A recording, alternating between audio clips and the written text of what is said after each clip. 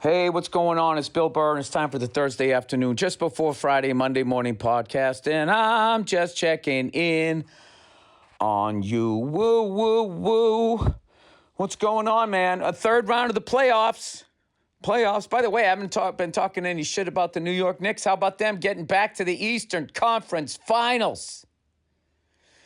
Going up against the Cleveland Cavaliers, who got rid of the Detroit Pistons. Now, I watch basketball from afar.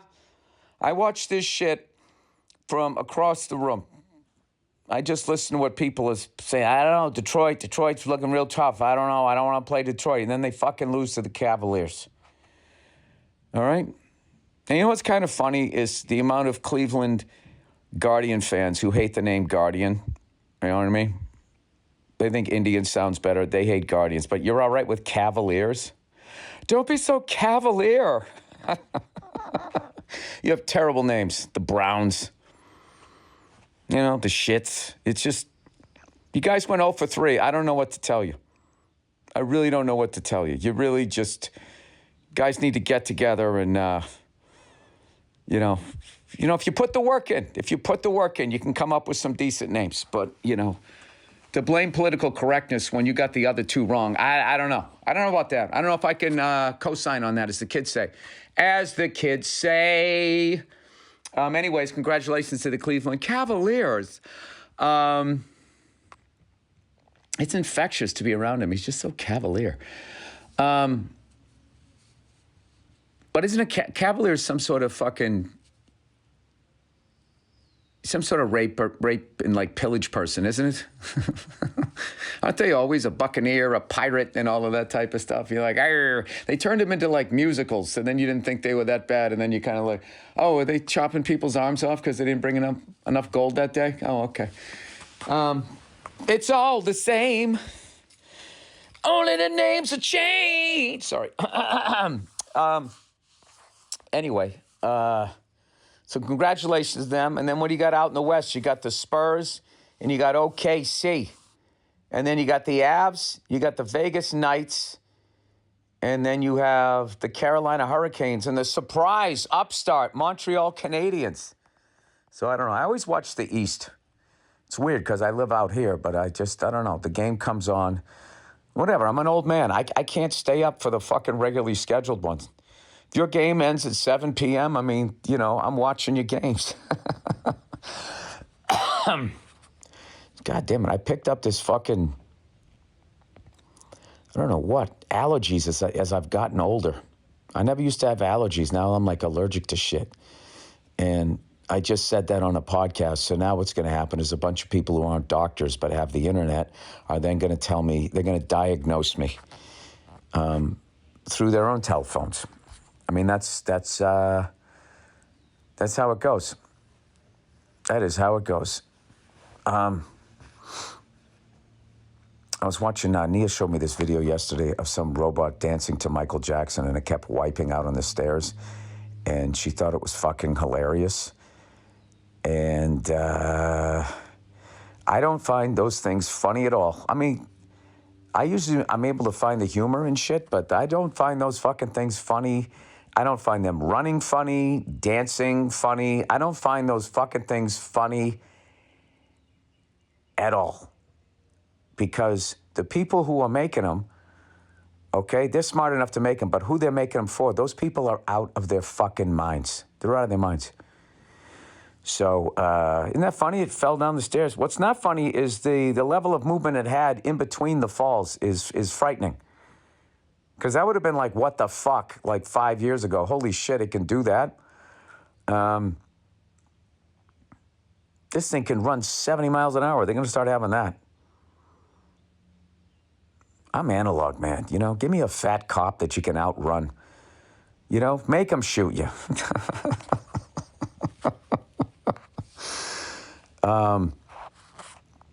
Anywho, what's to report? Oh, there was an AD on my little 2-seater helicopter, something directive. I can't remember what anything stands for anymore. I just know when I see that. So I had to bring it into my mechanic, right? So I went up there yesterday, I washed it the day before and I pre-flighted and everything. So what you do is every time you should check the fuel to make sure there's nothing in the fuel. There's no water, moisture, or any of that type of shit in there. All looks clear, looks nice, and it's got the nice bluish hue. And then I check your oil, and then you're fucking good to go, right? After I'd done the pre-flight and all that. So I bring the fucker out, and I'm flying it one way. So I got to lift it off the pad, set it down, shut it down again, take the fucking pad, tow it back in, close the thing, walk back, get into the fucking thing. Get in it, no ATIS. The ATIS is down. They switched directions of the runway. Gusts of 19 knots, up to 19 knots. Dust devils, dirt devils, whatever the fuck they call them. And then there's a fire in Simi Valley, and there's a TFR you got to fly around. And old Freckles, I handled all of that. No fucking problem. I was really proud of myself. Winds were like 30 knots. I mean, that's nothing for you guys that fly that big ship, but I'm up there in my little fucking egg beater. That bounces me around a little bit. But I was really excited about all of that, you know, that I knew how to do that shit.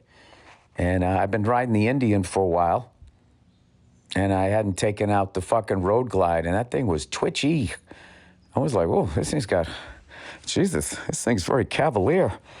But anyway, with the kids and my work and everything, I don't get a chance to do a lot of that stuff, part of being a dad. So it was a fun little, even though I had to take a fucking Uber back. The guy texts me, he goes, all right, I'm dropping off one person, and then I'm bringing you back, and I'm going to get you back. Dude, the guy didn't come for like a half hour. And it was 4:08, which is a critical fucking time. You're already fucked with the traffic out here, and then he picked me up, it was like 4:35. It wasn't a full half hour. And I was just like, he's like, sorry about that. And I'm kind of like, well, you know, you didn't say it was going to be a half hour. He goes, there's no drivers out here, da-da-da-da. And I was just like, all right, I get it. You're just another working man getting crushed by the cunt above you, and they're taking too much. You know, I went to some fucking greasy spoon, and I got breakfast or whatever, and I go to put the tip in. I go, management doesn't take a portion of your tips, do they? She kind of rolled her eyes. I go, even in this fucking place, they're such greedy cunts.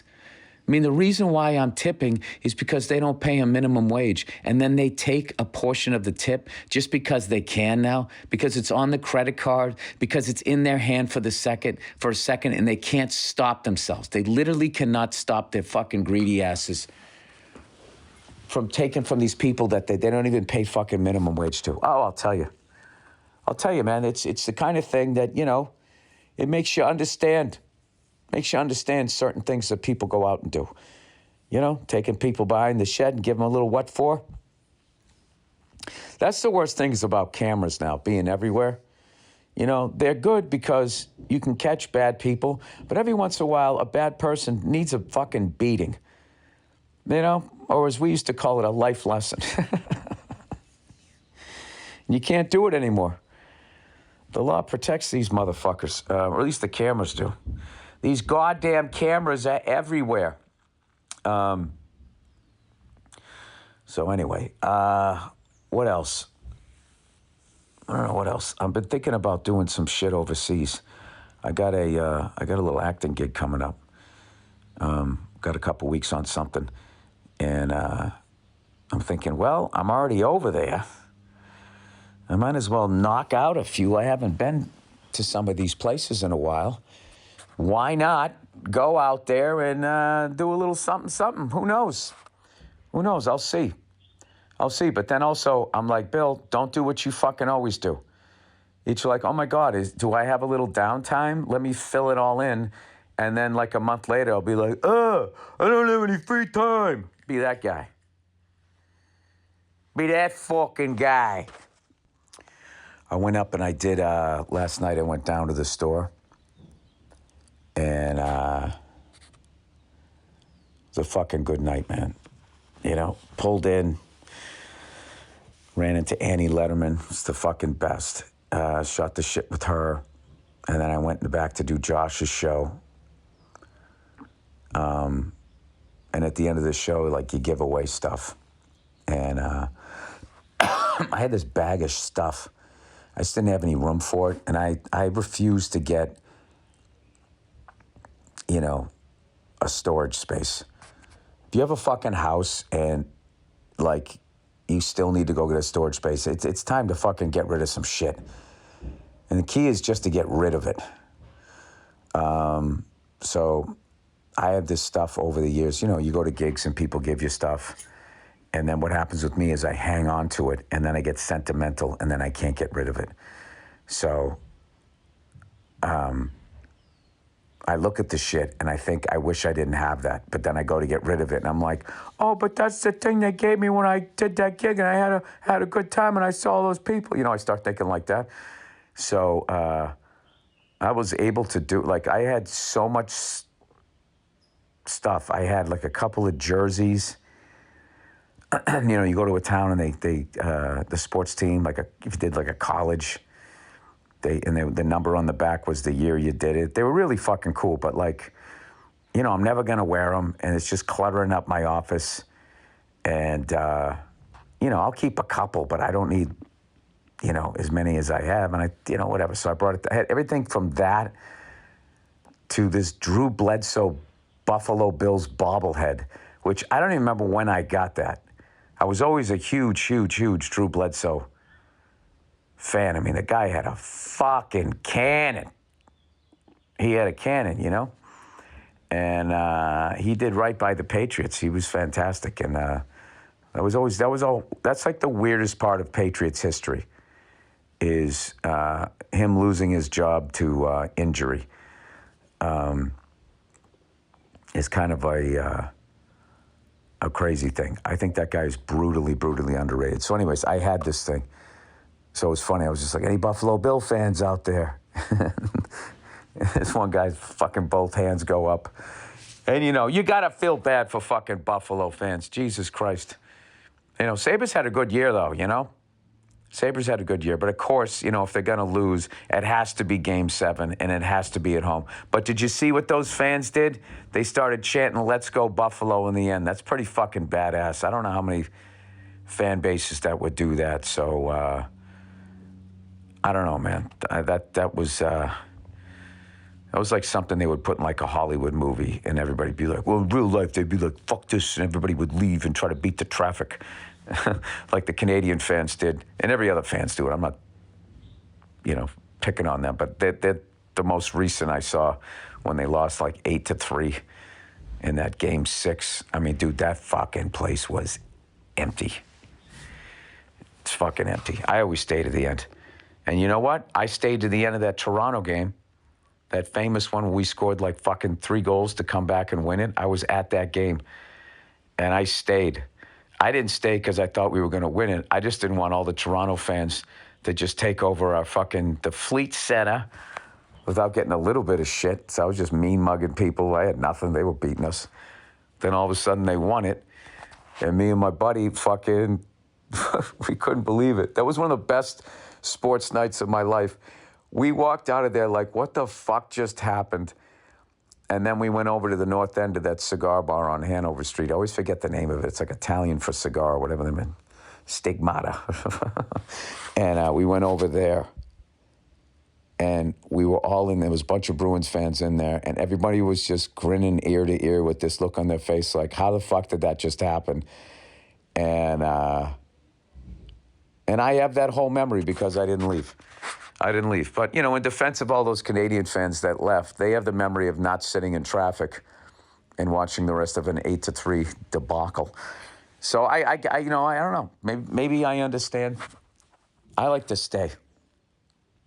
You know? Like I went to that Dodger game the other day, and I think they lost 5-0. And I ran into a buddy of mine. And he was like, oh, man, he goes, I watch every game or whatever. And I looked for him at the end of the game, and he was sitting there with his fiancée. I'm like, there you go. It's a diehard, man. You can't find a lot of those people that'll stick around, you know? You beat somebody across the street and they come over and they fucking, they hand you the pistol they beat him with. Like Henry Hill. You know? She fucking hit it. I got to admit, it turned me on. How great was she in that? Her whole relationship with her parents. What kind of people don't come home? Mom! I love how she was still acting like a little kid in that. Yet she was so adult. She was married. And she was married to a gangster who was like fucking out all night beating people with pistols. And she was still acting like she was 15.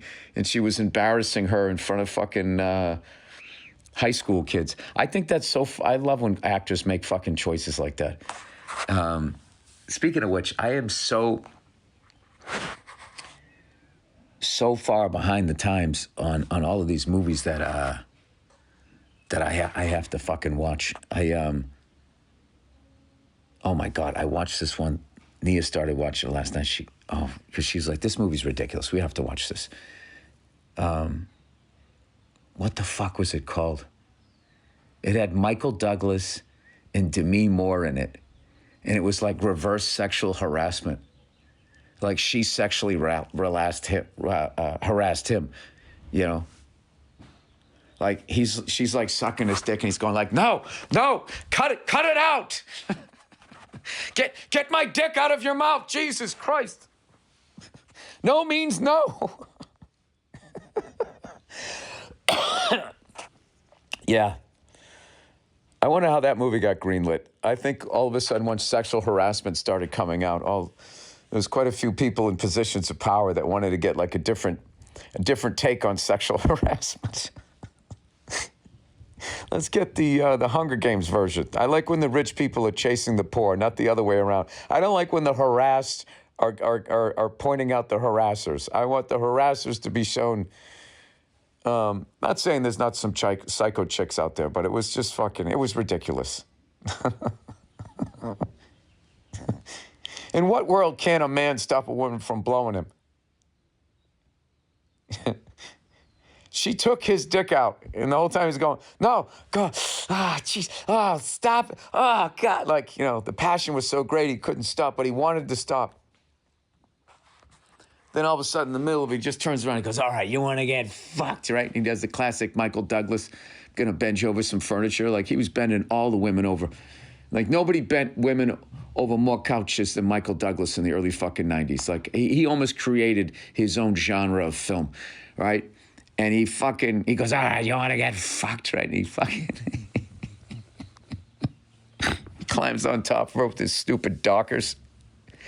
And then he's gonna fucking, you know, give her the business. And then he sees his face in the mirror and he's like, I can't do this, right? So then somehow, like, that's all that meant you were a good man in the early 90s, that you went that far, that she sucked your dick for a little bit and you grabbed her titties and ass, and then you grabbed her by the throat and said, all right, you want to get fucked, and you took your dick the rest of the way out. But then if you caught your face in the mirror and went like, wait a minute, what am I doing? Then you were actually an empathetic person.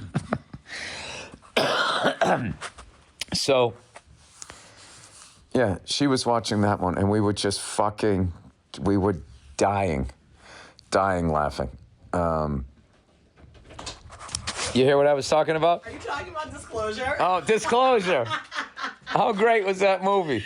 That movie is so ridiculous looking at it now as an adult. I was in high school when that movie came out, and I remember being so, like, titillated by it. You know, like, I'm a kid, and I look at it now, and I'm like, this is the most ridiculous piece of nonsense written by a fucking white guy, seeing all of his friends and possibly himself getting called out for sexual harassment. And oh, yeah, like, they saw it coming. They saw it coming. They were like, you know what? I'm going to make a movie where it's the woman does it, and, like, turn it on its head. Like, go fuck yourself. Also, he needed a smoking gun, the guy who wrote that. Yeah, exactly. Not the guy who wrote it, the guy who commissioned it, like, who greenlit that. Right, exactly. And it's like, who is most likely to face, like, workplace sexual harassment? It's not the men. Okay? Yeah, I got to admit, there's been times in my life where I didn't want my dick sucked, and she just was taking my belt off, and I was going, stop it. Stop.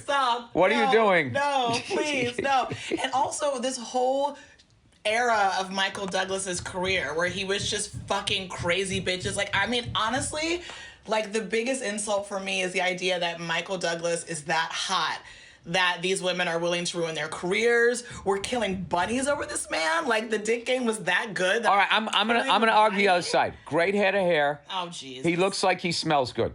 Sure, he's put Yeah, together. you know, he's got the fucking, you know, he's got his initials on his collar. But the idea... The kind of thing that will make, you know, a woman break up a marriage. Right, kill an animal, boil a child's pet over dick. The dick was that good that, like, he says no and you have to ruin your whole fucking career and kill an animal. I'm not Dick's so buying it. good a rabbit had to die.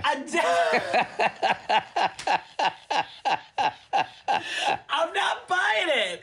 No shade to Michael Douglas. We love you. You're a great actor. But come on. This is the guy? This is the guy I'm going to ruin it all for? Like, Demi Moore? Girl, come on, please. And then what about that weird dream where Donald Sutherland was even coming at him? Yes, now he's afraid everyone's going to harass him. Like, oh no, who's next? Like, you're okay, Michael Douglas. Like, you're fine. I didn't need to see Donald Sutherland coming right at the camera with his tongue out. Donald Sutherland deserved more, you know, than that role. Anyway, I said that he like literally created. There was almost a new genre of a movie. The Michael Douglas. I used to call him America's favorite male victim because it just seemed like he was always just getting like scammed and terrorized and stalked. Oh, and in the middle of that, he also did Falling Down. Mm-hmm. Oh, right, when he was like but this time he was like upset at the world, right? He got laid off, and so he was going to let everyone have it. I never saw. He was basically the poster and the trailer. He was playing the white dude that believes the upper 1%, that the reason why his life is fucked up, he doesn't look up, he looks down. Mm-hmm. So that's what he was doing. So he was doing the whole people cut me off in traffic. They made another movie like that, like somebody cuts you off in traffic and then the guy shoots him.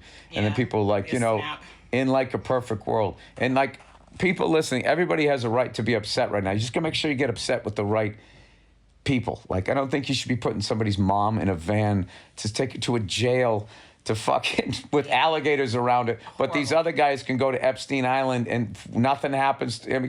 I don't fucking get any of that. I don't understand. Nia, this world doesn't make sense to me right now. I know, it's just so topsy-turvy crazy. Thank your fellow white men. I'm gonna go work out.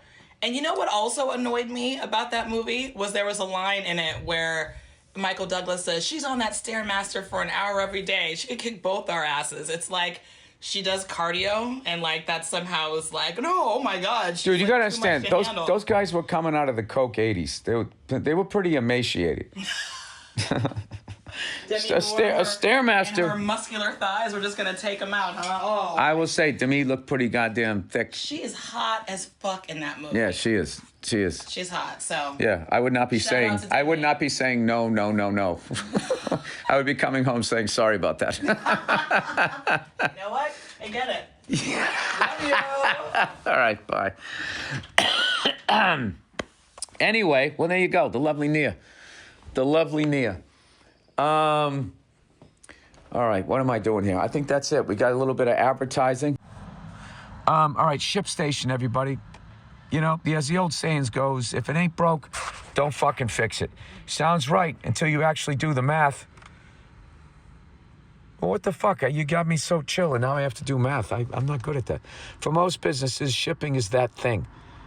What's it actually costing you? Because if nobody's questioning it, it's probably costing way more than it should. ShipStation makes switching easy, and the savings are immediate. Most businesses are overpaying on shipping without realizing it.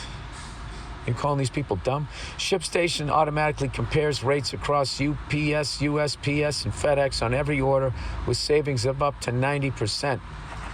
They also do it for you, so that saves you a lot of time.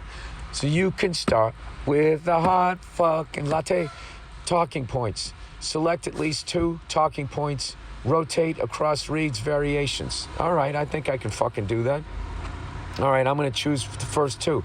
ShipStation is an end-to-end order fulfillment platform for e-commerce businesses built to handle your entire shipping workflow so your team can focus on growth. not on other bullshit. Everything from order management to inventory and returns is centralized in one platform, and with automated rate shopping. You can compare rates. I think it's supposed to be shipping. You can compare rates across UPS, UPSPS, and FedEx with savings up to 90% off. Excuse me, ladies, I'm doing a podcast. Ooh, that's a horrific back tattoo. And she is proud of it. She has it out. Oh my God, that tight onesie. She looks like the American dream. Dusty Rhodes. She got a Dusty Rhodes back. You know what I mean? You know, where the straps fucking push the fat out on both sides. Are you fat shaming? No. I'm giving it a salute to the American dream Dusty Rhodes. All right, over 1 million businesses leveled up their shipping game with ShipStation, with customers reporting scaling fulfillment up to 40 times while cutting costs up to 30%. Paint this picture for your listener. Oh, fuck you. You got the brush. You fucking write it. You're still piecing together your shipping across multiple tools. What's that actually costing you every day? Not just in money, but in time and headspace. That's what I was trying to say earlier. Thank you to whoever wrote this copy. What would it be like? What would it feel like just to have that one thing handled, to handle all of it? It would feel fucking great. The sooner you switch, the sooner you'll start saving money and time. Get started with ShipStation today and get 60 days for free at ShipStation.com with code Burr. That's ShipStation.com, code Burr, ShipStation.com, code Burr. Taxes and fees apply. Oh, another part of that deal, they can never audit him again, which means he's making sure they'll not bust him again when he doesn't pay his fucking taxes. Also, this fucking Tesla is parked on a corner, so if you wanted to make a left, you had to go all the way around him, and he drives away. I wonder what his name is. I know it starts with a capital letter. All right, hymns. Erectile dysfunction doesn't mean your love life is over. It means it's just getting started with personalized treatment options to help you take back control and spontaneity thanks to daily meds. Through HIMS, you can access personalized prescription treatment options for erectile dysfunction if prescribed. HIMS offers access to erectile dysfunction treatment options ranging from personalized products to trusted generics that cost 95% less than brand names if prescribed. This isn't a one-size-fits-all. What are you, crazy? This isn't one-size-fits-all care that forgets you in the waiting room. It's your health and goals put first with real medical providers, making sure you get what you need to get results. Think of HIMS as your digital front door that gets you back to your old self with unique 100% online access to trusted treatments for erectile dysfunction and more, all in one place. To get simple online access to personalized, affordable care for erectile dysfunction, weight loss, and more, visit hims.com/Burr. You're going to fucking get rid of that spare tire, and your dick's finally going to go up. That's hims.com/Burr for free online visits. him.com/Burr. Featured products includes compounded drug products which the FDA does not approve or verify for safety, effectiveness, or quality. Prescription required. See website for details, restrictions, and important safety information. Actual price will depend on product and subscription plan. Okay, well, there you go. There's that. That just happened. All right, look who it is, everybody. Oh, it's Squarespace. Squarespace is the all-in-one website platform designed to help you stand out and succeed online. Whether you're just starting out or scaling your business, Squarespace gives you everything you need to claim your domain, showcase your offerings with a professional website, grow your brand, and get paid all in one goddamn space. Squarespace gives you everything you need to offer all in one platform. I hate when they do that. From consultation to events and experiences, showcases your offerings with a customizable website designed to attract clients and grow your businesses. Get discovered fast with integrated Squarespace SEO tools. Every website is optimized to be indexed with meta descriptions on auto-generated sitemap and more, so you show up more often on search engines and bring in more of your ideal customers. Check out squarespace.com/Burr for a free trial.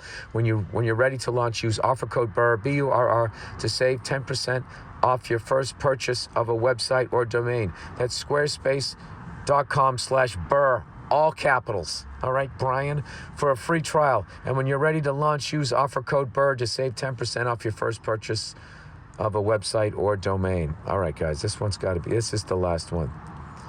All right, Simply Save. Look, we all want to feel safe at home, but for a long time, home security has meant expensive monthly fees and ironclad contracts that locked you in for years. It was like joining Bally's Total Fitness. No drilling, no stress, and no waiting around for a service appointment. Comprehensive protection. It's not just a camera, it's a comprehensive ecosystem of sensors, cameras for inside and out, and 24/7 professional monitoring in the event of a break-in. Jesus Christ, fire or flood. Simply Safe, man, they went biblical there, huh? Simply Safe agents are ready to take action. Affordable pricing, 24/7 monitoring for a fraction of what the traditional brands charge. I want you to experience the same peace of mind I do, which is why I partnered with Simply Safe to offer an exclusive discount to my listeners. Right now, you can get 50% off your new system by visiting simplysafe.com/Burr. That's half off at simplysafe.com/Burr. There's no safe like Simply Safe. Oh, I lied. There's still one more. Okay, this is the last one. Policy Genius, everybody. Talk about how spring is a time to take stock of the important things you need to do. You know, people in spring, I don't know if you do this, but sometimes I like to take stock of some of the important things that I need to do. Policy Genius is an online insurance marketplace that allows you to compare quotes from some of America's top insurers side by side for free. Their licensed team helps you get what you need fast so you can get on with your life. Easily find what you need. Coverage, amounts, prices, terms, no guesswork, just clarity. Policy Genius helps you find your most affordable policy that meets your needs. They answer questions, handle paperwork, and advocate for you throughout your business. Policy Genius has thousands of 5-star reviews on Google and Trustpilot from customers who found the best policy to fit their needs. Protect your family with the policy that grows with your life. With Policy Genius, you can see if you can find 20-year life insurance policy starting at just $276 a year for $1 million in coverage. Head to policygenius.com/Bill Burr, all caps, Brian, to compare life insurance quotes from top countries and see how much you could save. That's policygenius.com/Bill Burr. And I think that's it. Other than thank you to everybody who came out to that benefit on Sunday again, and shout out to the United Artists Theater, downtown LA, man. If you ever get a chance to see a band down there or something, the sound in that place was fucking incredible. And all of those theaters down there, they all have incredible history and all of that. So I'm just keep saying incredible. All right, that's it, everybody. Billy Goodmood is going to have a good weekend. You guys have a great weekend. A great weekend, you cunts. And check out Disclosure. I highly recommend. Yeah, you should, watch it with your wife, but act like you, buy the story, and just see how long you can keep it going without fucking laughing and being like, no, that kind of goes both ways. One of my biggest fears in life is that a woman just refuses to not suck my dick and I just can't stop her somehow. But then I see myself in a mirror. Oh, what am I doing? All right, that's it. Listen to the music picked out by the great Andrew Themlis and enjoy the bonus episode of the Thursday afternoon, just before Friday, Monday morning podcast.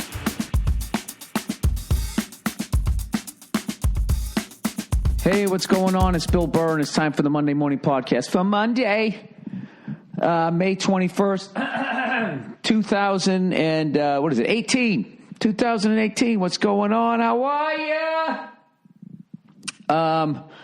How you doing? You doing good? Oh, that's good. That's good. Another gloomy, rainy, misty day out here in LA. It's been freezing, Global warming. Yeah, that's the deal. It's just all, I don't know. It's 9 o'clock out here. 9 o'clock, it feels like it's fucking 6 in the morning over there. This is one of these days. It's how am I going to get anything done? Second, it's all cloud. The sun, man. There's something in the sun makes you want to get up and do stuff, man. All of a sudden, it's a little bit overcast, and that your internal clock is like, hey, man, well, maybe we should just lay down and do that tomorrow, man. How anybody gets anything done in Seattle is fucking beyond me. Or San Francisco, for that matter, even though I lucked out with all this great weather when I was up there. But Jesus Christ, you must just get used to it, If you're successful in like Seattle, you got to be able to be successful anywhere, right? I was speaking of that shit. I was watching this thing on the 90s, right? After my wife was watching, she was watching the royal wedding. I came back from San Francisco. By the way, thank you to everybody who came out. That was an incredible week. I had such a great time up there. And I ate and drank too much, so now I'm back on the food and the booze wagon. I'm on the elliptical, turning it all around. On the road, Billy Boozebag. At home, fucking Father O'Malley. Well, that's probably not a good thing to say, huh? Catholic priest. What am I trying to say here? So I come back, I'm all excited to see my wife and kid, and I come home, and she's watching that royal wedding, which was literally the whole fucking wedding. Oh, my God. I felt so bad for the fucking guy. Whoever it is, Harry. You can't just get married. It's got to be all of that. Everybody all dressed up in their crazy hats and shit. It looked like the fucking Kentucky Derby meets like medieval manor.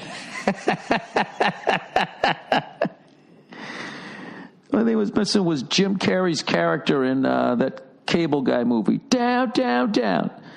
Blah, blah, going down. When they were at that fucking, that theme restaurant there.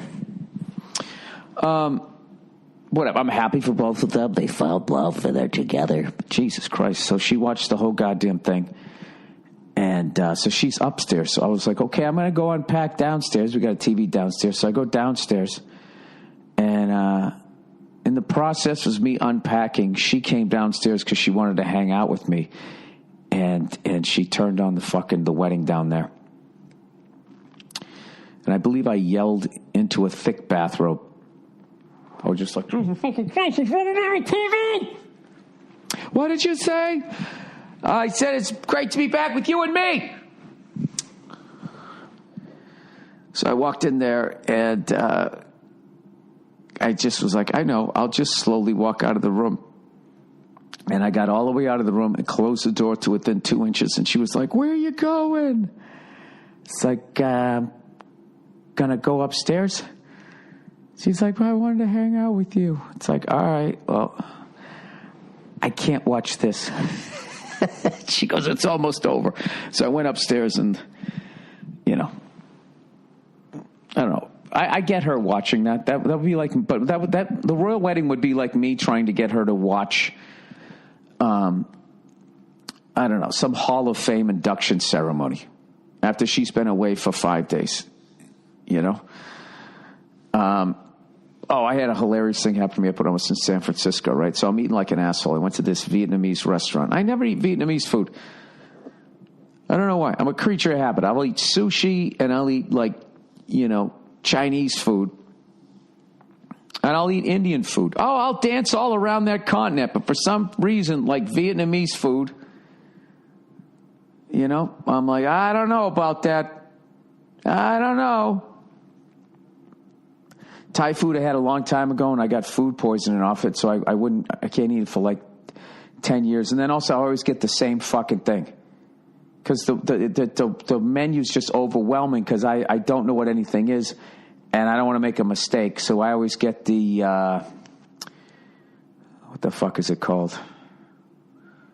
I don't know. Nia knows what it is. And she goes, you're going to get this thing again? And every time I get sushi, I get the exact same sushi. Spicy yellowtail hand roll or something else and a salmon avocado. Some edamame, right?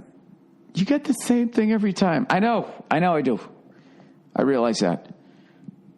I got these things. They work for me. I'm afraid to venture into other parts of the menu. You got me, right? So I'd never had Vietnamese food. So I was like, the whole thing was like, what is it?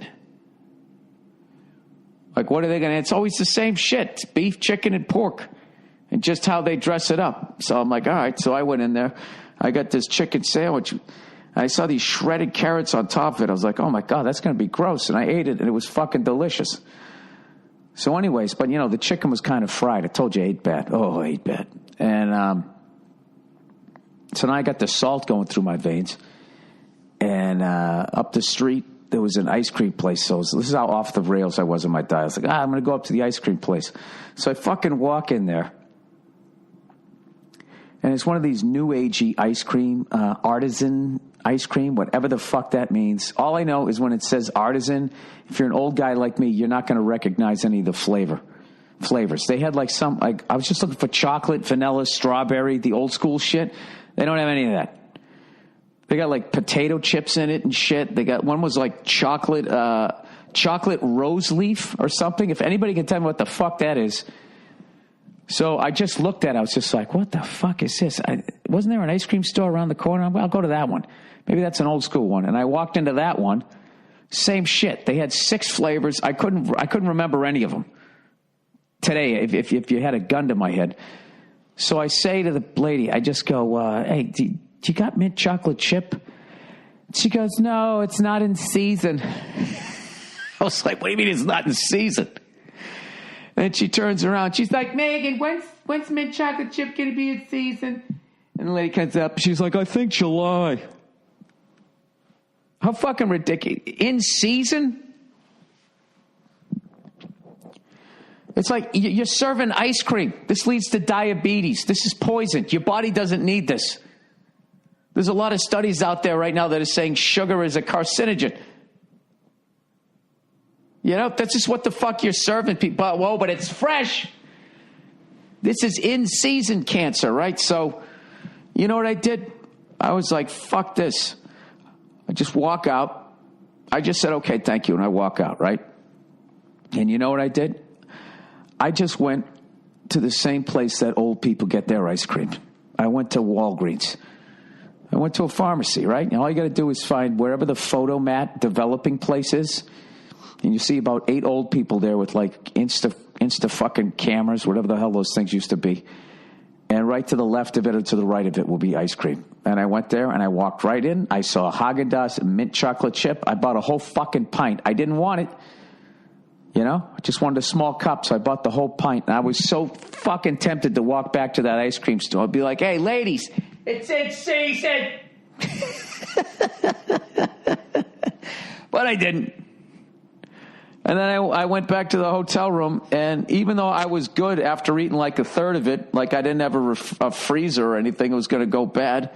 And my mother taught me not to waste, so I plowed through the whole thing, ate a pint of ice cream in like the middle of the day, and my body was just like, all right, dude, this is what we're doing, and I couldn't get out of bed for like the next fucking 3 hours. Sugar went through the fucking roof, my unnatural sugar, evidently. What season is sugar in? When is sugar in season is what I should ask. So there you go. All right.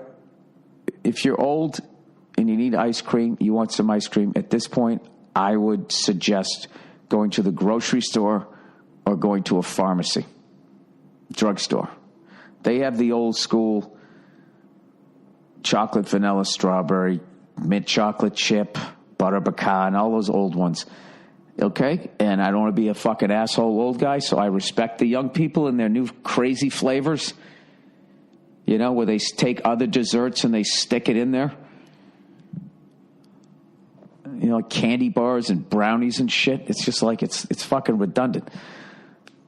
Although I will smoke a cigar and drink some smoky scotch. So I don't know. I don't know what.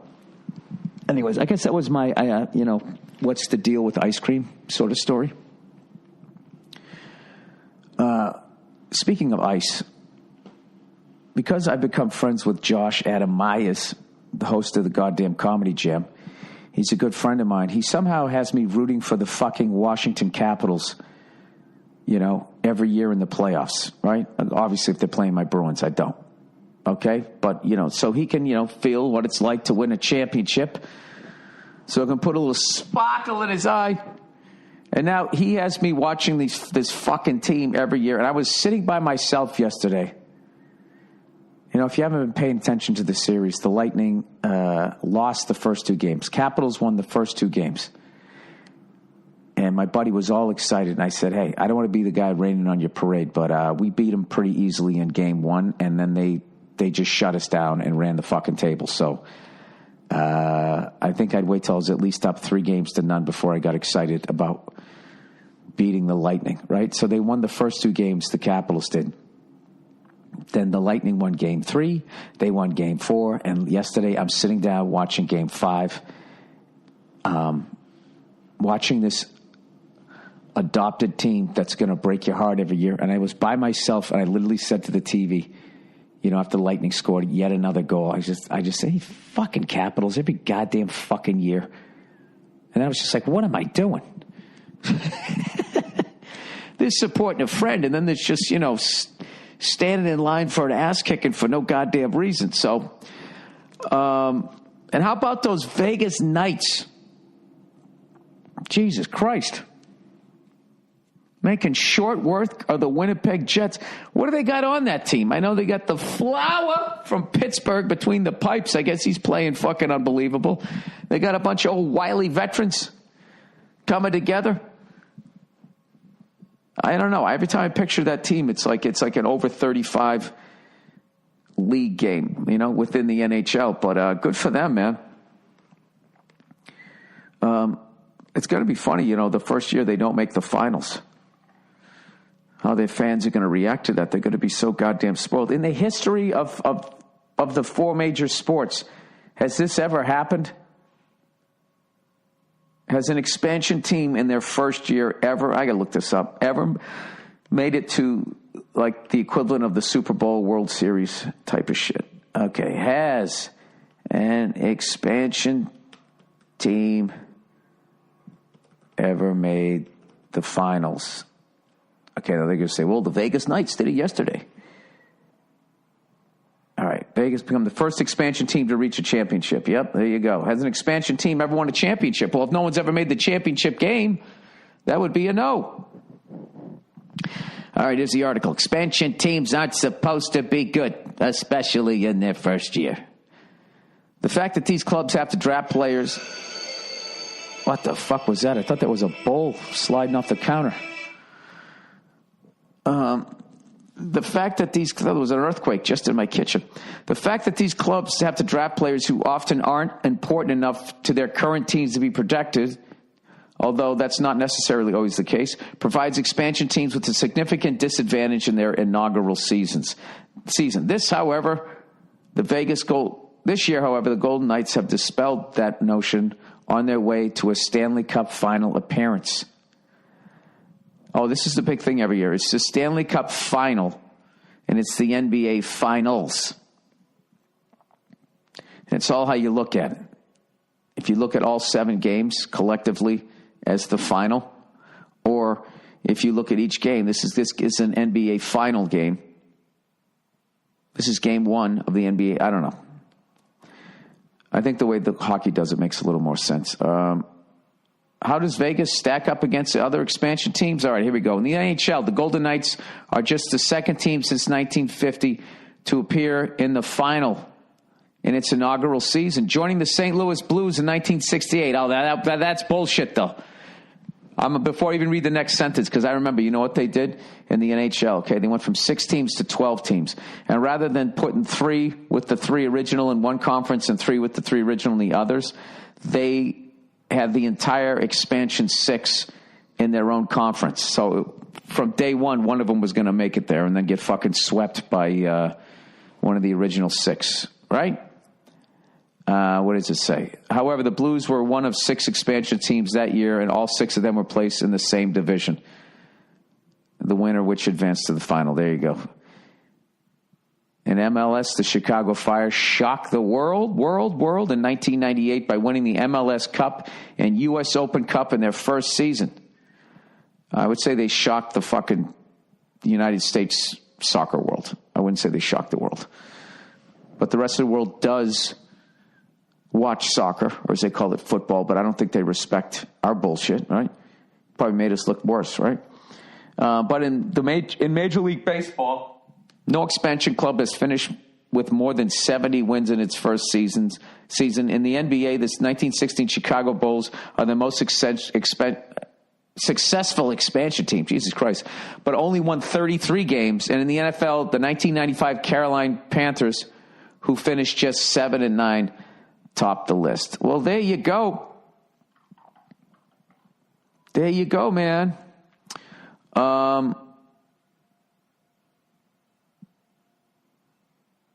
After a disappointing career at Tampa, Brett Conley redeems himself as a Capital.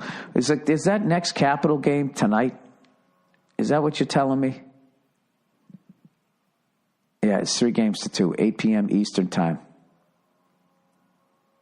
Oh, and the Boston Celtics. Jesus Christ, the series is so fucking long. They played the first 2 games, and there was like a 9-day layoff, which I think helped old Cleveland, I would say. A bunch of my buddies were all excited, like, dude, I think the Celtics are going to win in fucking 5. Dude, they're going to sweep them. And I'm just like, I don't know. I was just like, they need to win game 3. Because if they lose game 3, then it's 2-1, and then all of a sudden, Cleveland can tie it up. And that's the fascinating thing about a 7-game series. Like, if you're up 3-1, you're like, dude, we're in the driver's seat. The second you lose game 5, the rest of the series, 6 and 7, the pressure's on you. Can they close them out? Can they fucking close them out? So I was joking with a buddy of mine who was a Cavalier fan. He said, before game 3, saying, you guys look great. And I said, I won't be comfortable till we get that 4th win against you guys. And once again, you saw what made LeBron fucking so great. Because he did in that game what a lot of people with half his skill won't do, which is pass the fucking ball. And he got all his fucking teammates involved. And anybody can draw that up on paper, but this guy actually goes out and does it. And, so now we got the great Brad Stevens. He's got to figure out a way to come up with some sort of defense if that's what LeBron is going to do. But this series is far from over either way. And I'm going to die another 1,000 deaths tonight watching the goddamn game. Drives me fucking nuts, man. It drives me nuts. Sometimes you ever get like jealous of somebody, like as much as like the Cleveland sports fans, like the Cleveland Browns fans, like bitch, moan, and complain about never winning a Super Bowl or anything like that. It's just like, there's no surprise that you're not aging watching them suck. You're just like, yeah, they fucking suck, blah, blah, blah. It's over. It's hopeless. But if you have a team that makes the playoffs, they give you hope. And you fucking every time they get there, you fucking believe it. And you get all excited. As much as the Celtics, people would say, have tremendously overachieved, if they lose this series, it's going to be devastating. And I always as I've gotten older, I always just think to myself, why do I give a shit? Why do I give a shit? Like the stuff I have to do when the game is on, like where I have to go mentally so I can just handle sitting there. Like I don't get how people can just fucking sit there and watch it. I have to go into the other room, I got to start paying bills and stuff while I'm watching the game. I have to have another activity so I'm just not sitting there watching the fucking game, losing my mind. But anyways, as much as that, we got our asses whipped in game 3. You can't get mad at greatness. And that's what I think you saw with LeBron. So who knows? Celtics, obviously, if they went tonight, we'd be up 3-1. That would be a hell of a hole for Cleveland Cavaliers to try to dig out of. We shall see what happens. And I'm going to watch my surrogate fucking Capitals tonight. We'll see what happens. Well, no, wait. I'm going to watch the Celtics, and I'll be flipping back and forth. The fucking Lightning, man. They just give you the old right there for it. What did they score, 17 seconds into that game? There you go. Bam. They fucking knock a goalie right out of the game before you even get your goddamn first beer. They got a bunch of snipers. All right, let me read a little bit of advertisement for this week.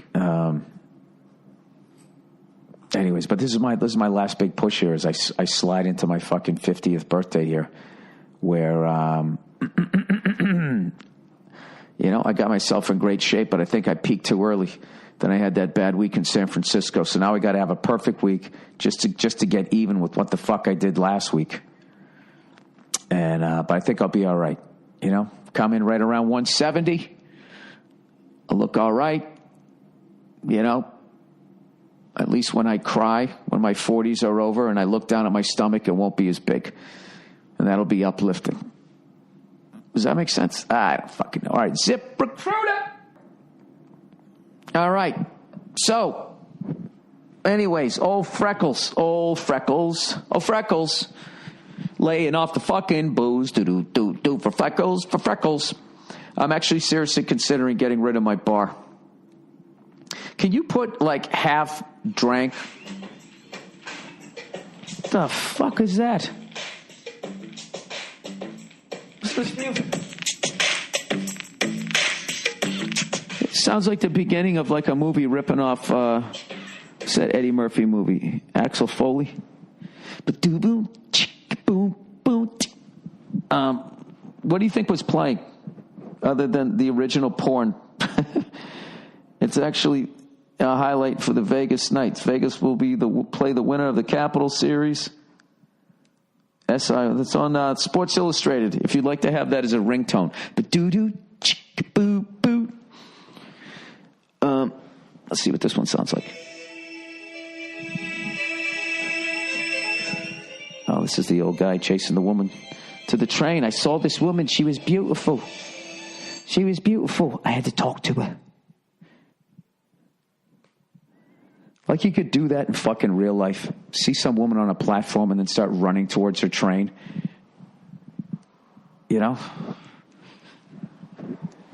How do you not come off as a creep? You can't even be walking briskly. I would think that alone would freak a woman out. Like, what the fuck is this guy doing? You don't ever want a stranger walking briskly towards you. Anyways, that's just my opinion. It's just my opinion, people. That's all this fucking podcast is. It's just my opinion over and over and over again for 60 goddamn minutes. And you just got to sit there and take it. Or you shut it off. That's always an option. You could do that. Instead of sitting there playing the victim, and writing a blog about it. I was so mentally abused by the Monday morning podcast, I couldn't reach up and hit stop. All right, so I've been downloading a bunch of fucking like late 70s and early 80s. Let's talk music here. I was watching something. What's his face there? The lead singer he was in Black Flag. Whoops, Jesus Christ. Didn't mean to say that. Black Flag. The fuck is his name there? He had a band. He had a band named after him. Ah, Jesus Christ. Dude, my brain is so fucking fried. I keep thinking Ronson, like Mark Ronson. I know it's not that. What the fuck is this goddamn... All right, now I got to look this shit up. And don't fucking laugh at me, because I know I'm not the only one who does this shit. Black Flag, lead singer. Oh, this is why I can never be on Jeopardy, because even when I know the fucking answers, even when I know the goddamn answers. Henry Rollins, Jesus fucking Christ. So I saw this thing, Henry Rollins, right? And he was recommending these albums. Some of them I had, some of them I didn't. And so he recommended this band, Joy Division. And it's like, all right, I've heard of this band for fucking ever. I never took the time to get into them or any of that shit. If this guy's saying this is the real shit, he was saying their original album is as good as anything the Rolling Stones ever did and blah, blah, blah, blah. So I went right to iTunes and promptly downloaded their second album by accident. I got to tell you, I love it. So I'm gonna go back. I kind of feel fucked up because I should have done it chronologically and seen the growth, even though they weren't around that long. Because unfortunately, the lead singer committed suicide. Barely 24 years old, but Jesus Christ, there's some fucking unbelievable bands that came out of Manchester in the late 70s and early 80s that was so goddamn different from everything else that was going on. Considering that first album that I haven't listened to yet, if it sounds anything like the second album, which came out in 79, to listen to that music and know that, like, popular music was like, at the time was like, I love the nightlife, I got to boogie on the disco ride, oh yeah, right? I want to put on my boogie shoes, burn it, hey fucking lady, let's go create some herpes, burn it, burn it. That's what all those songs were. We're gonna stop fucking until you can die from this shit. Burn it, burn it. Come on now, cocaine's not addictive. Burn it. All right, sorry. Anyways, but you know what's funny? I like disco music too. I like the shit because I was too young to know that evidently everybody fucking hated it. And when I hear that shit, you know, I just, oh, you can't tell by the way I fucking walk. I'm a little man, no time to talk. I just picture myself riding my bicycle up to the store to buy some football cards or baseball cards. I didn't know any better. I didn't realize that was the music of the man. I had no idea. YMCA. I thought all of that shit was like, I thought that was legit. No idea. Anyways, check out Joy Division. Download their first album, like Henry Rollins said. Don't fucking accidentally download the second one. And then defend disco, like I just did on my podcast. Okay? You don't have to. So I was listening to that, and then I was listening to, that led me to, remember Romeo Void? Never Say Never? I never knew what the woman looked like or anybody in the band. One of the coolest looking bands you're ever going to see. And then once again, way ahead of their fucking time. The video for Never Say Never is cool. It's like a fucking movie. And I know I used to watch MTV all the time. I barely remember them ever playing this. But I would say Romeo Void and Joy Division, both of them, me listening to them, really sitting down, listening to that shit for the first time in 2018, and the music still holds up. It doesn't feel like, you know, what is some of the popular shit? I'll fight the world and melt with you. That's not a bad song either, right? You know something? You can't objectively look at any music that was out when you were growing up. You know what I mean? Because there was like, oh man, I remember when this song came on. That's the first time I got hung on a doorknob by my underwear by the upperclassmen. You got all these great childhood fucking memories. I remember that. That's that time that fucking teacher locked me in the closet because he had to go do something. He didn't have time to like fucking, you know, watch me during detention. Oh, I remember that. I remember that day. That was a day that fucking... All right, I don't want to get into all that shit. Anyways, check them out if you get a chance. I guess that was the point of all that. The point of all that was to check those people out if you have time. If you don't, I understand. Just keep listening to the shit you listen to. You know, I kind of noticed that when I went to that Giants baseball game last week. Like, there was a couple of guys that came to the plate, and they would just listen to this.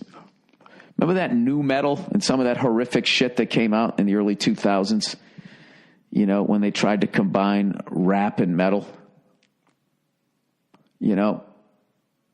And then everybody would be up there playing instruments, and then there'd be that one white kid running around. You're like, oh, God, is he going to start rapping? Please, God, don't let him start rapping.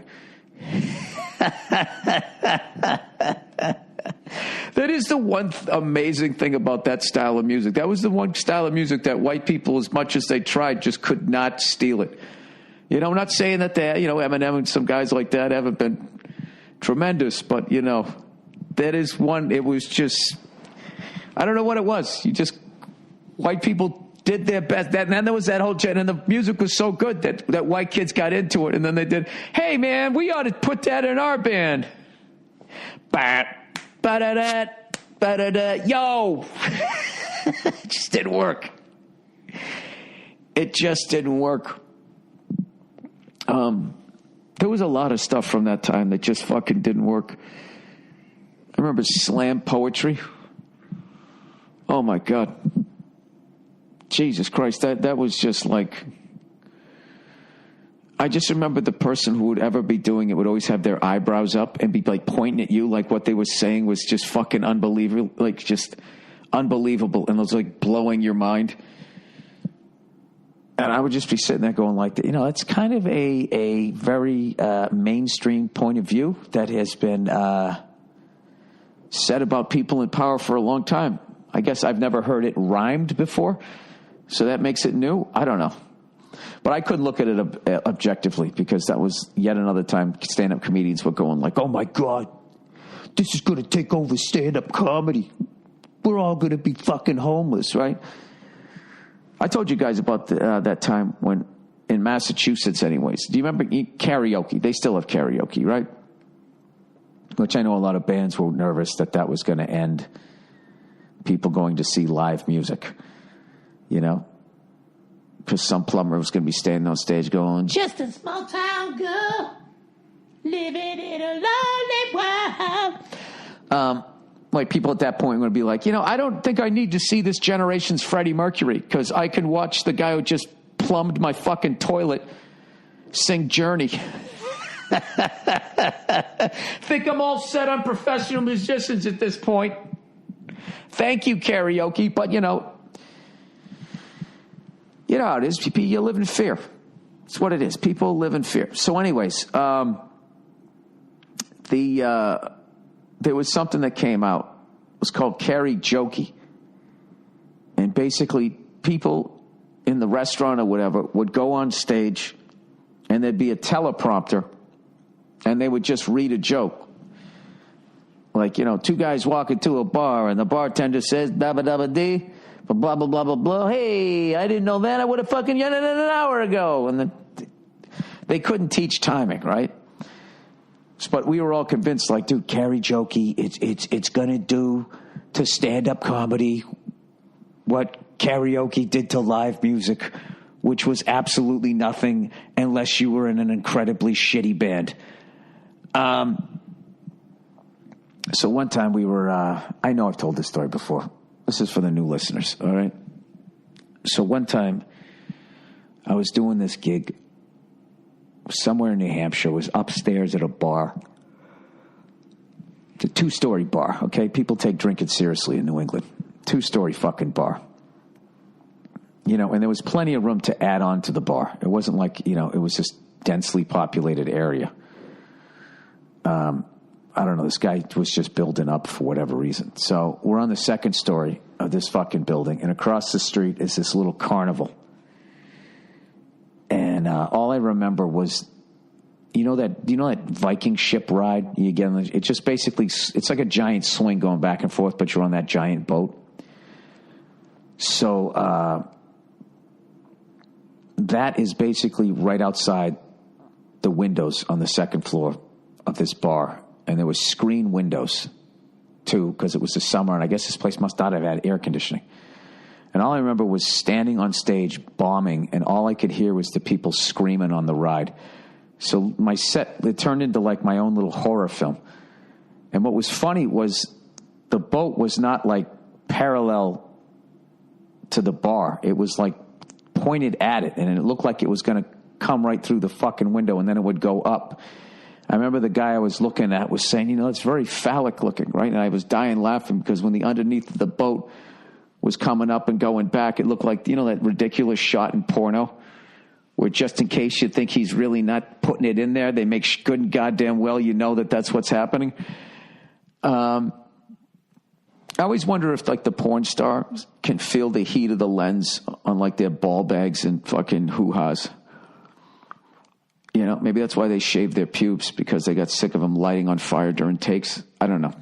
I've never really seen a behind this. Actually, I did see a behind the scenes of a porno recently. of a former porn star, of this guy getting into the world and then wanting to get out of it and staying in it for 20 fucking years.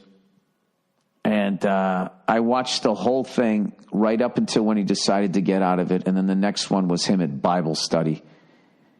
And then I shut it off. You know,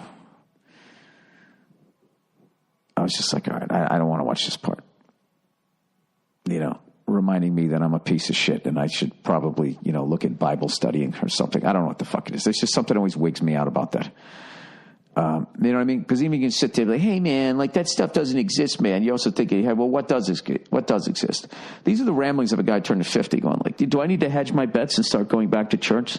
But wouldn't a higher power know, like, this guy's not totally buying into this shit? What is he doing right now? Is he practicing some sort of sticking pattern on the church pews for when he plays drums later on today? That's not very respectful.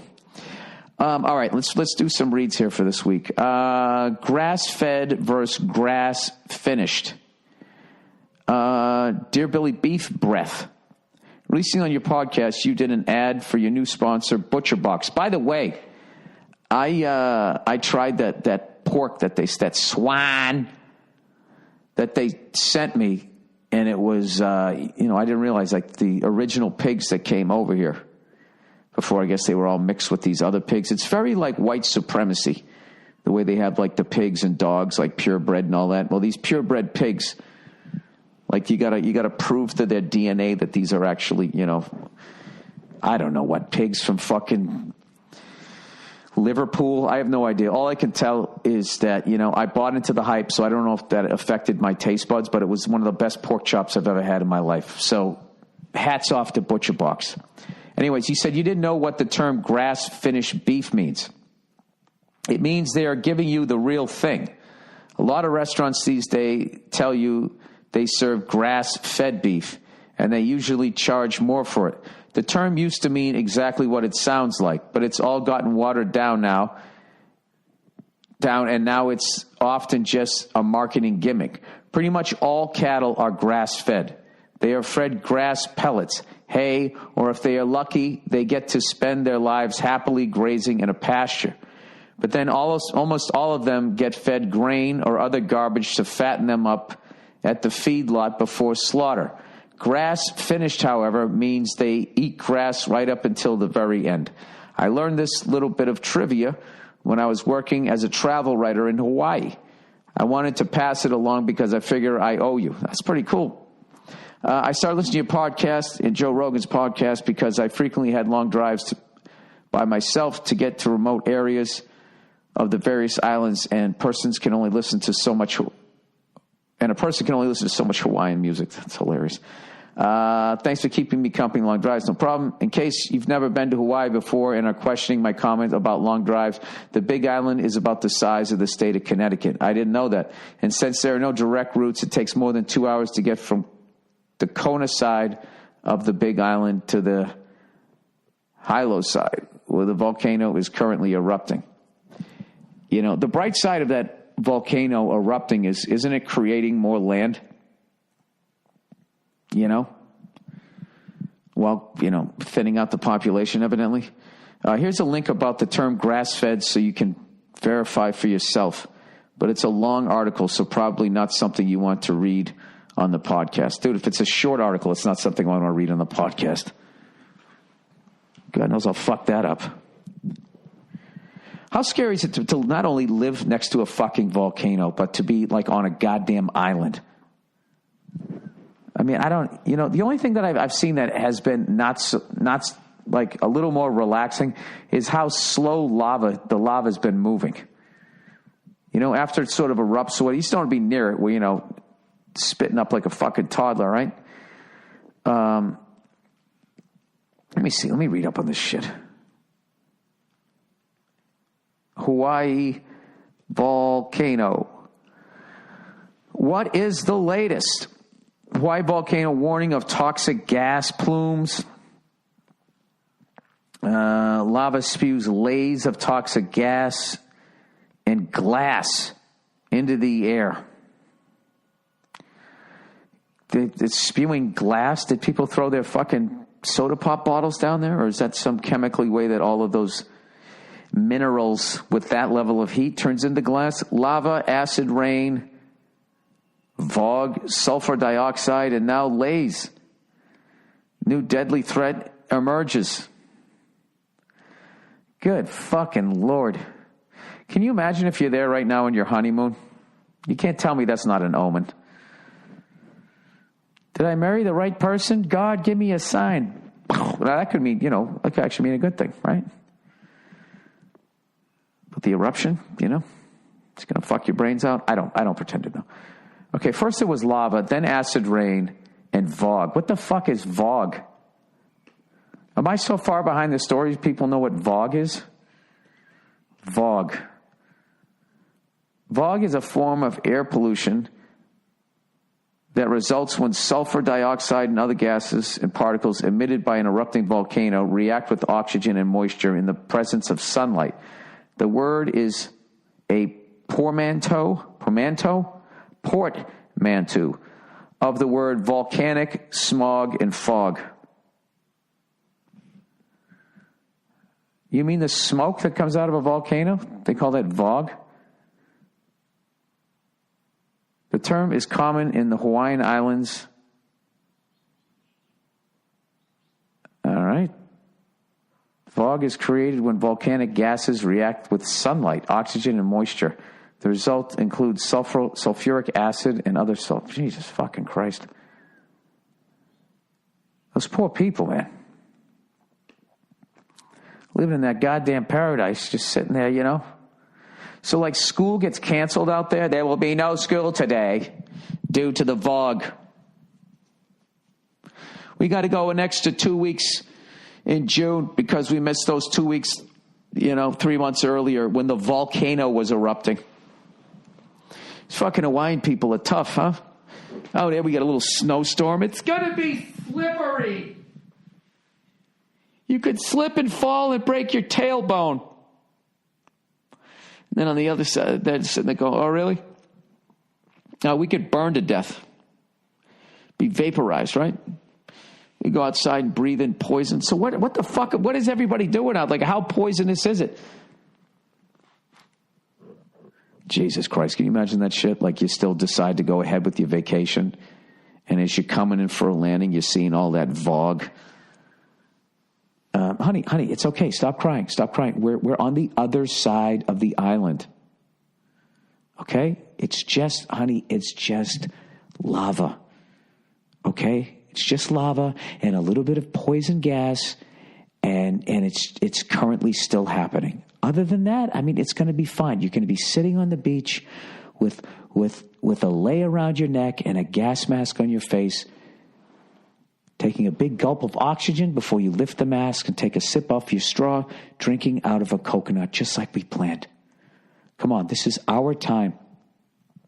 Come on, we're going to start a family. The whole thing is ruined.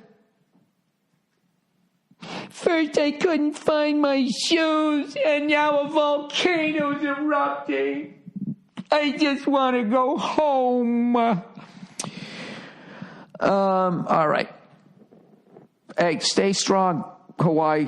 I don't know what else you do. I always thought, if you're near the ocean, the lava comes, you just stand in the ocean. Then the sharks come and get you, right? There's just no way to fucking do it. I don't mean literally stand in the ocean. Stand along the beach. Frolic in the waves. As you watch your retirement fund in your house burn up in flames. Did anybody else see that footage of that lava just kind of going across the street right towards that white car?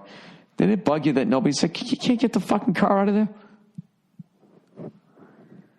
Jesus Christ.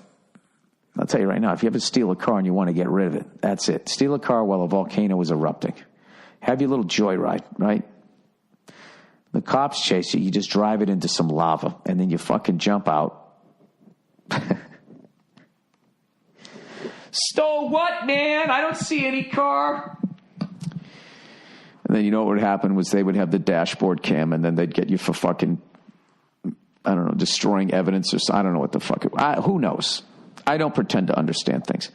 All right, improve your French.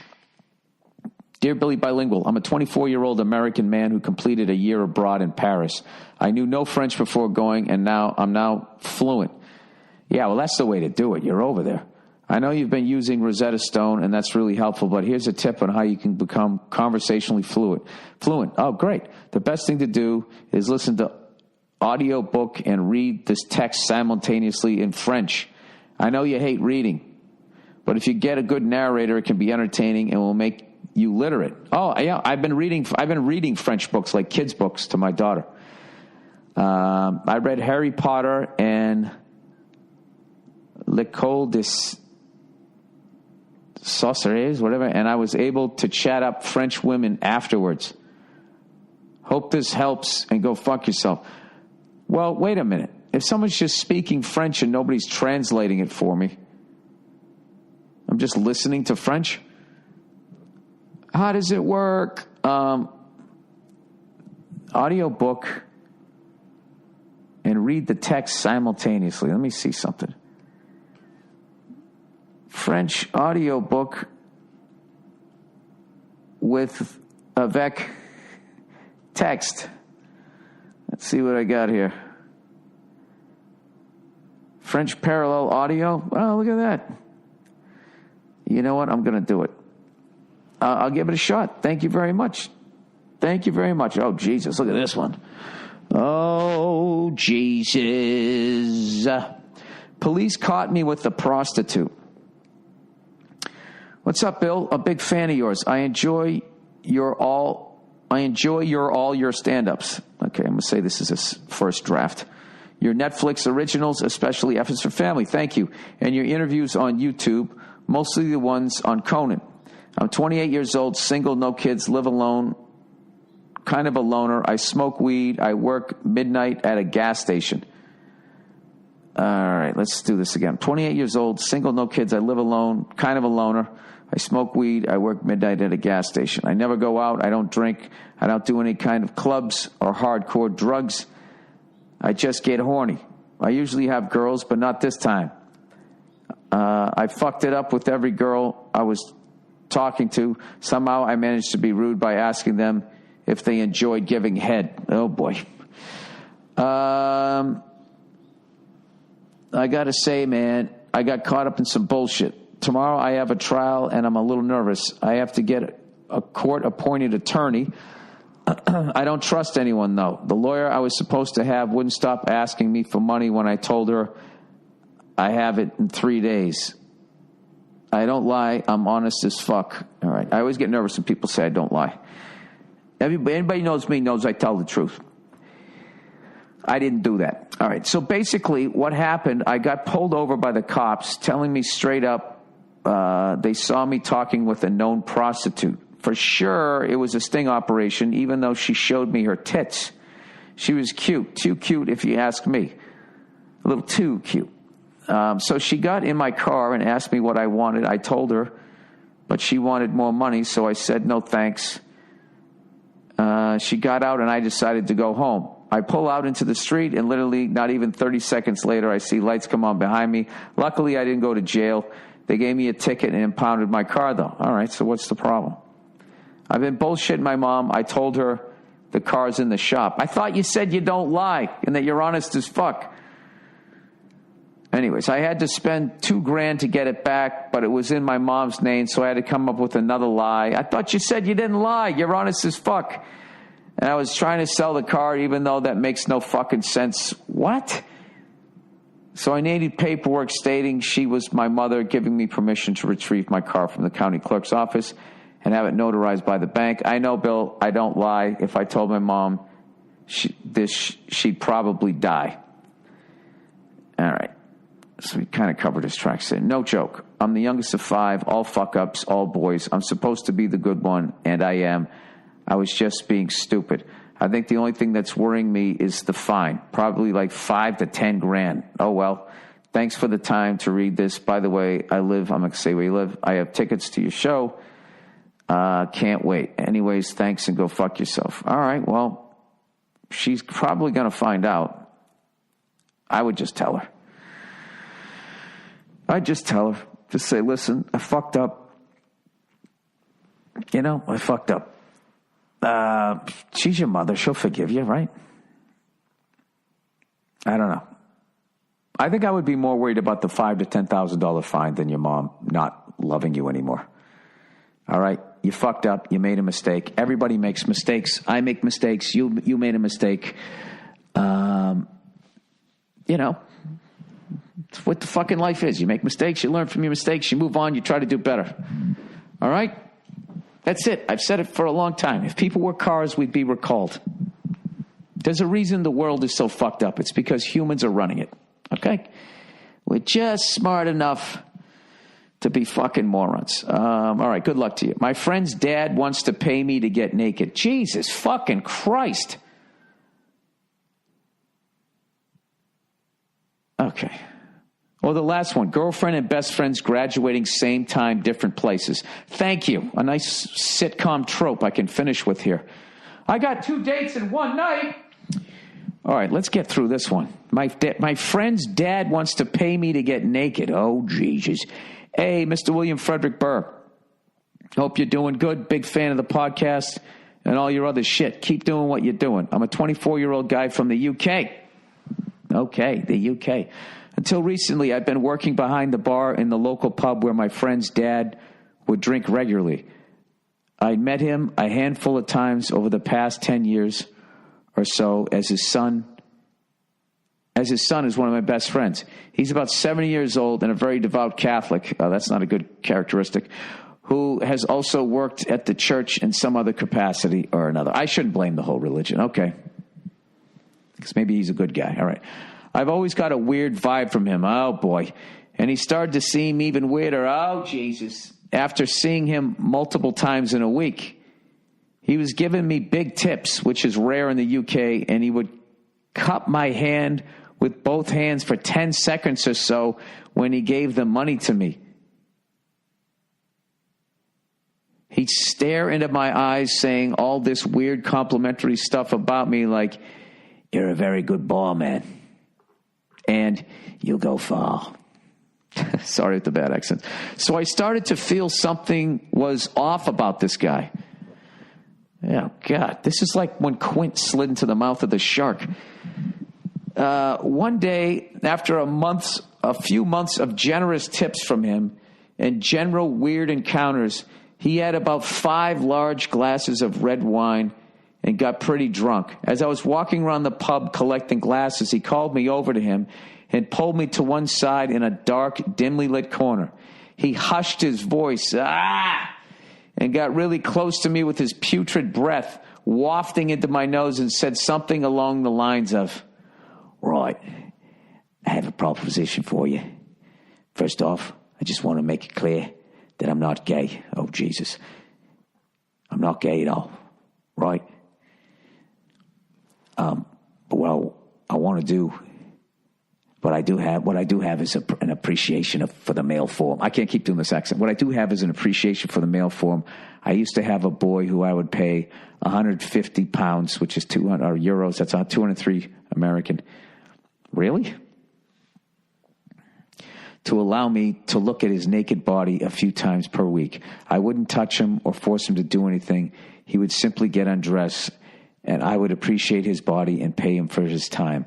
Does this sound like something you would be interested in? Oh, my God.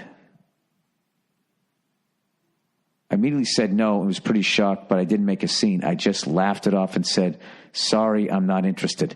The next day, he came into the pub and practically begged me not to tell his son and started to give me even bigger tips in the following weeks. I tried to refuse, but he insisted. It was basically hush money. It was like I was wrapped up in some sort of big scandal and being paid for my silence. There was one time where he ran into the pub looking really flustered during a storm. What little hair he has left was all over the place and was stuck to his red, wet, veiny face. Jesus Christ. His clothes were drenched. He was really out of breath, and he ran up to me and said, you haven't told him, have you? That's fucking nuts, because the person was probably acting weird or slightly different. I haven't told him, no, I said. He was clearly really worried about what he'd said, so I couldn't help but feel a little sorry for him, as he's clearly gay and most likely suppressed it his entire life due to him being a devout Catholic. That's what I was thinking. I feel bad for that. I feel, obviously, that you had to fucking have that fucking interaction. But, I mean, yeah, that's what this is. This is why you should just let people be who the fuck they are. My gut instinct is to just never mention it to anyone, but a second opinion would be great. Yeah, dude, I wouldn't say anything. He's 70 fucking years old. All right? To his credit, he asked. You said no, and then that was it. And now he's just saying, please don't tell anybody. Anyway, so essentially, I know that one of my best friend's dad is trying to cheat on his mom with young men. So part of me feels like his wife has the right to know. But on the other hand, I don't want to ruin their family. So my question to you is, should I bring it up with my friend? What should I do? Thanks and go fuck yourself. But instead, just have a nice... Thanks and don't go fuck yourself. But instead, just have a nice day for me, will you? All right. Sending love to yourself, Nia, and the little baby. Thank you. Looking forward to the new episode's family. Thank you. No, the guy's fucking 70 years old. I mean, what are you going to do at that point?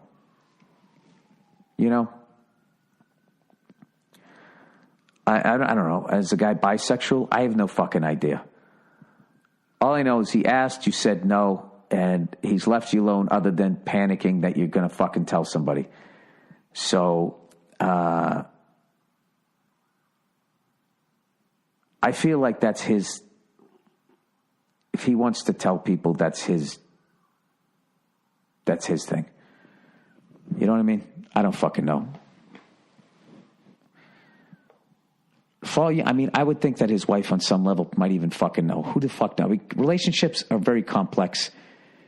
To just fucking jump in there and think that you're going to be playing the hero when you don't have any of the information, I would just walk away from it. That's what I would do, personally, Jesus Christ, what a story. I feel like I was watching a movie. All right, girlfriend and best friend graduating same time, different places. Dear Billy Bombshell, my best friend and new girlfriend are graduating college on the same day, and I don't know whose ceremony to attend. I just finished my junior year of college and recently started dating a girl 1 year older who was graduating in less than a week. However, my best friend since I was 5 also graduating college on the same day at the same time, but at a different school. Needless to say, I cannot be at both places at once. I'm not really sure whose ceremony I should attend. I don't want to piss off my new girlfriend, especially because she's way too hot for me. Well, if she's way too hot for you, that's a good thing to try to keep yourself level. Is don't fucking jump every time she asks you to. I don't know. I would go to my buddy's graduation. Just say, unfortunately, they just came at the same time. You know what's funny is a woman would be like, and you're going to choose him over me? And I would never do that. If I was dating a girl for a year and she's like, listen, your graduation is the same day as my best friend since I was 5, before she even got through it, listen, I get it. No fucking problem. Hey, here's a little secret.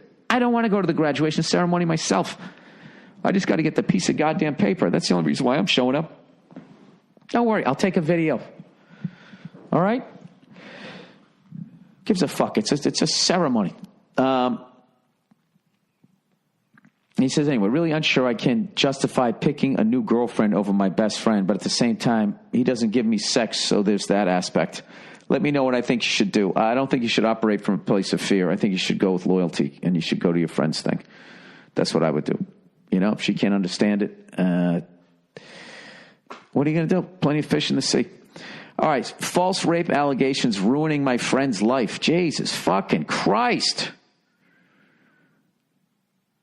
I hate reading these things because I don't have any of the information. Now you're going to tell me it's a false rape thing, so now I don't know if I'm going to be supporting a victim or if I'm going to be fucking supporting somebody who really did something. Here's the situation. I'm currently in my senior year at college. My graduate. I'm not reading this fucking thing. I'm not reading this fucking thing. All right, look at this psycho bitch got mad and blah, blah. Now, this is all like, this is what's wrong with the internet right now, is because now I'm going to listen to one side of the fucking story. The woman who you call a psycho bitch is not going to get a chance to tell her side of the story, and I'm going to make a snap judgment and say, yeah, you know, this is a psycho bitch. I just, you know, I like, these are like, the questions used to be a lot lighter, people. This is some heavy fucking shit. My best friend's dad is 70 and I found out he's gay. Should I tell them or should I keep the secret? At what point did I become qualified to answer this shit? I don't fucking know. Anyways, that's the podcast. Go Celtics, go Capitals, and go fuck yourselves. I'll talk to you on Thursday. I'll check in on you.